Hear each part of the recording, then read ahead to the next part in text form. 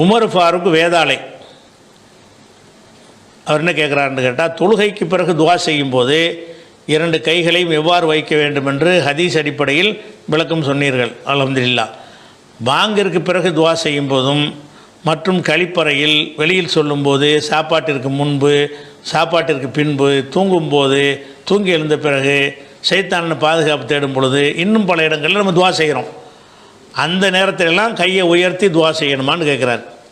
அதாவது துவா செய்யும் பொழுது கைகளை உயர்த்தி நம்ம துவா செய்கிறோம்ல, கைகளை உயர்த்தி எந்த துவா செய்வோம்னு கேட்டால், நம்ம கோரிக்கைகளை அல்லாட்ட வச்சோம், அதுக்கு தான் அந்த மாதிரி துவா செய்வோம். ஆனால் துவாக்கள் 2 வகையான ஒரு துவாக்கள் இருக்கிறது.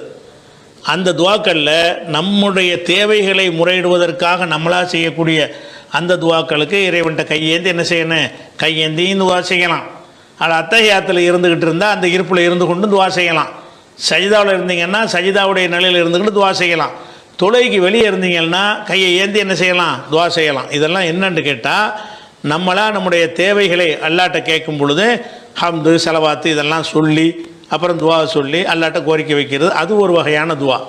இன்னொரு துவா என்னன்னு கேட்டால், குறிப்பிட்ட சந்தர்ப்பத்தில் ஓத வேண்டிய அது துவாங்கிற பேரில் சொல்லப்பட்டான அது உண்மையில் ஒரு திக்ரு தான். அது அல்லாஹ்வை நினைவு கூறுதல் தான். அதில் எந்த ஒரு கோரிக்கையுமே இருக்காது. அந்த மாதிரியான பாத்ரூம் போகிறோம், சைத்தானை விட்டு பாதுகாப்பு தேர்றேன்ட்டு போகிறீங்க, துவா மாதிரி இருந்தாலும் அந்த பாத்ரூம் போகும்போது அப்படி கையேந்துக்கிட்டு அதில் குஃப்ரானுக்க அல்ஹம்துலில்லாஹ் இல்லது அதுக பண்ணிலதா வாஃபானின்னு அப்படி துவா செஞ்சுட்டு இருக்கணுமான்னா, அப்படி ரசூலுல்லாஹ் துவா கைக்கு உயர்த்தினதே கிடையாது. சாப்பிட போகிறீங்க, பிஸ்மில்லா சொல்லி சாப்பிட்ணும், அது கையை ஏந்தி பிஸ்மில்லான்னு சொல்லிட்டு அப்படி செய்யணுமாண்டா கிடையாது.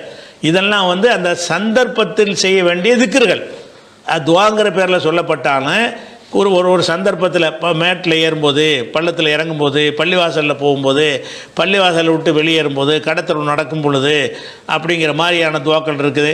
அதில் தூங்கும்போது, எந்திரிக்கும் போது அப்படிங்கிற ஒரு துவாக்கள் இருக்கிறது. அது மாதிரி ஏராளமான சந்தர்ப்பங்களில் ஓத வேண்டிய துவாக்கள் எல்லாம் திக்ருங்கிற வகையில் உள்ளது.